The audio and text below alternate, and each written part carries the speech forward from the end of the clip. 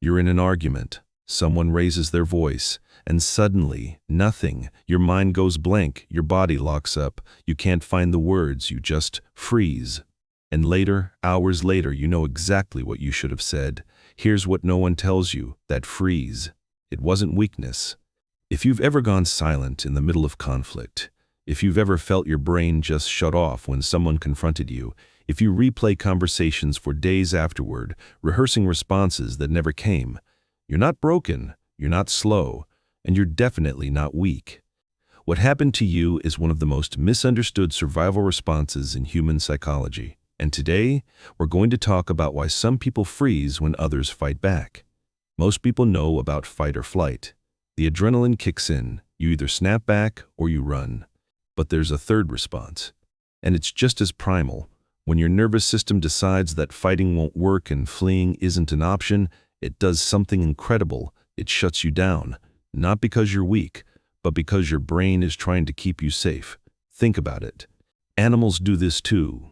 A deer in headlights, a rabbit going still when a predator is near. It's not stupidity, it's survival.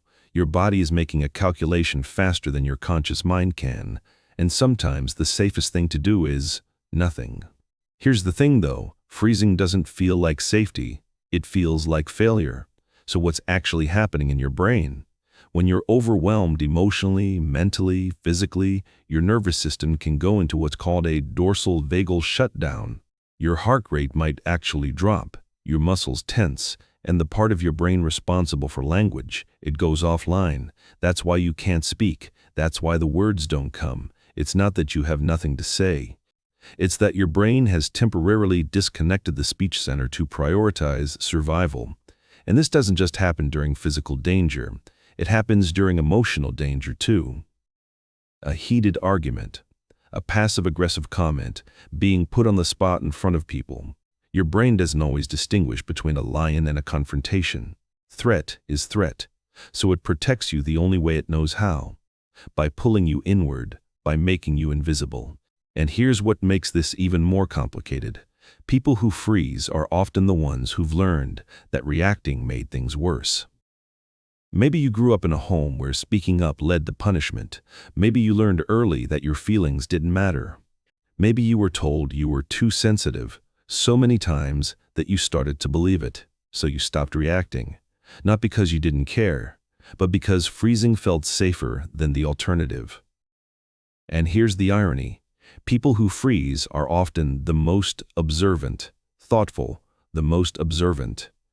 The ones who process deeply. You're not the person who says the first thing that comes to mind. You're the person who thinks 3 steps ahead, who considers consequences, who feels everything at a level most people don't. Loud reactors aren't braver than you. They're just wired differently. They externalize. You internalize. They explode outward. You collapse inward. Neither is better. Neither is worse. They're just different nervous systems doing different things. But society rewards the reactors, the ones who speak up immediately, the ones who stand up for themselves. And that leaves you feeling like something's wrong with you. But what if nothing's wrong? What if you're just different? Now, there is a line. If you're freezing all the time, if it's happening in moments that aren't actually threatening, if it's keeping you from living your life, if you feel trapped in your own silence, that's when freezing stops being protection and starts being a cage. Chronic stress, unresolved trauma, anxiety, these can all make your freeze response hypersensitive. Your body starts treating everything like a threat, even safe moments. And if that's you, please know you deserve support. You deserve to feel like you can move again. Freezing as a one-time response, that's biology. Freezing as a constant state, that's something worth exploring with someone who understands trauma.